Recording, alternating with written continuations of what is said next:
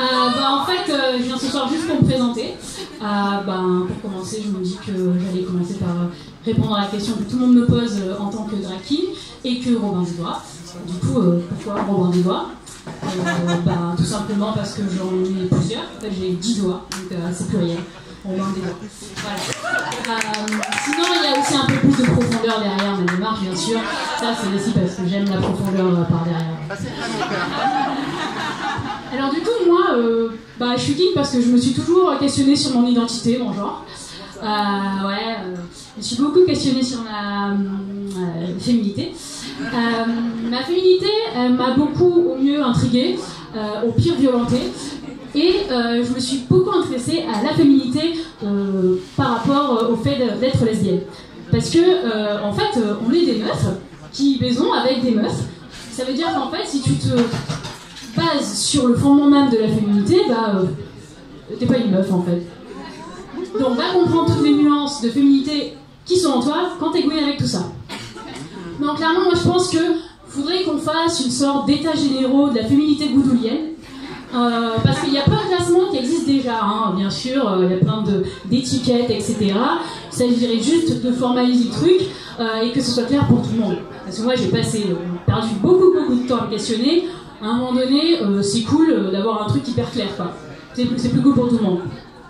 Par exemple, le jour où tu reçois ta carte de membre actif ou passif du Obligé, tu sais, hein, la carte qu'on a tous et toutes bien rangée chez soi dans un placard, bien rangée chez soi en dehors des placards, tu vois, cette carte-là, le jour où on te la donne, on te donnerait aussi ta carte avec ton classement sur l'échelle des féminités goudouliennes, tu vois, ou de la masculinité aussi d'ailleurs.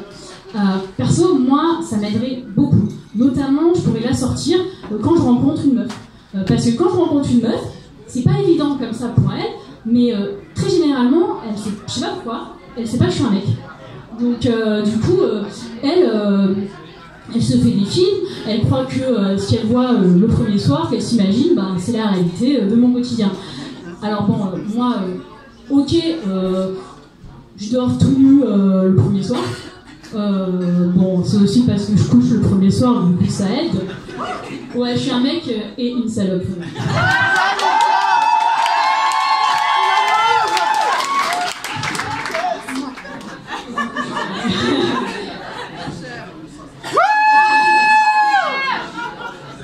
Mais ouais, j'avoue que après ce premier soir, franchement, très rapidement, je passe au vieux pyjama dégueulasse.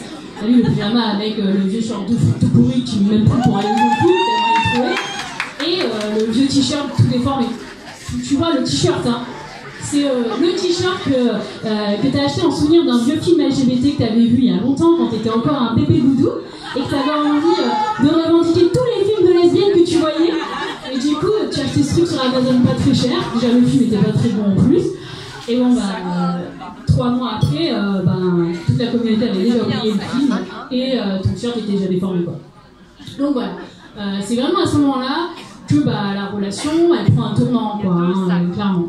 C'est-à-dire qu'avec moi, les meufs, elles rêvent. Il leur reste plus que ça, hein, les rêves.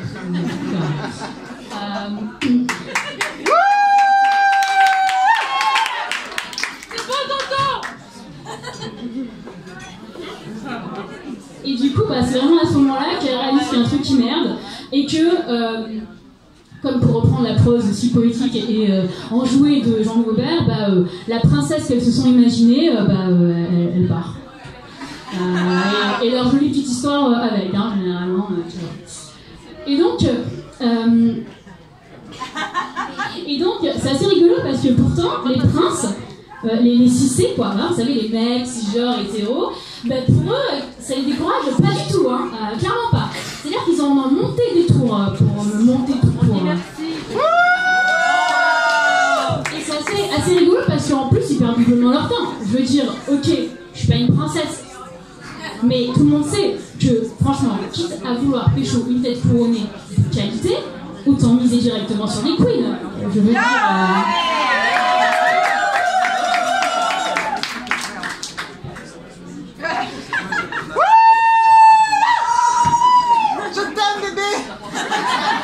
En plus, c'est assez rigolo parce que moi, en fait, je me suis toujours plutôt voulu comme un prince en fait.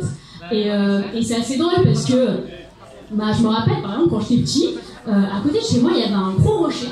C'était un truc un peu haut, ça avait l'air un peu dangereux, tout ce qu'il me fallait d'aventure de jeune prince. Hein. Et du coup je montais souvent ce rocher, je m'y installais tranquillement et je sentais l'air qui caressait toute ma poitrine sur ma chemise à moitié déboutonnée, ma chemise hawaïenne à moitié déboutonnée. Je sentais le vent qui caressait ma nuque toute rasée et je me sentais beau, je me sentais libre et je me sentais fière. Non mais c'est chelou, arrêtez, c'est chelou. Mais non. Bien sûr. Mais non. Si, c'est chelou de se sentir bon en chemise hawaïenne, sans déconner. Non, sérieusement. Bon, ça, franchement, j'y suis pour rien. Ça, c'est ma mère. Non, ma mère, faut savoir, elle était hyper fan de Magnum.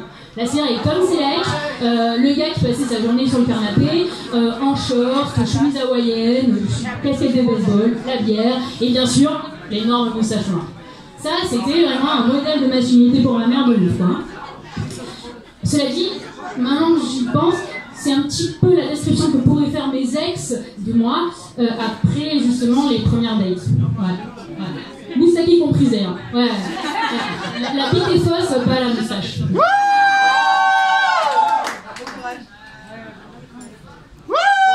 Mais ce qui est drôle, c'est que ma mère, elle s'arrêtait pas là en termes de transmission de modèles de masculinité chelou. Hein. Déjà, il y a eu mon père. Et ça, le gars, en termes de douteux, il se passe là. Hein.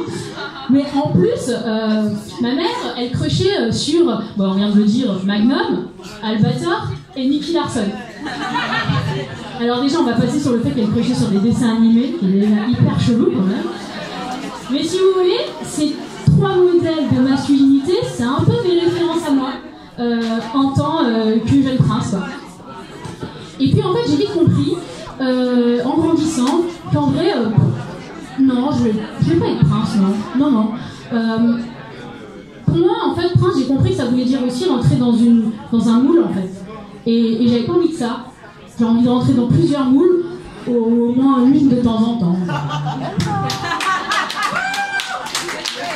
Alors du coup, maintenant, j'essaie de pas normer la personne que je suis, en jouant avec toutes les normes qui m'entourent. Parce que une norme, ça s'imite, ça limite et ça irrite.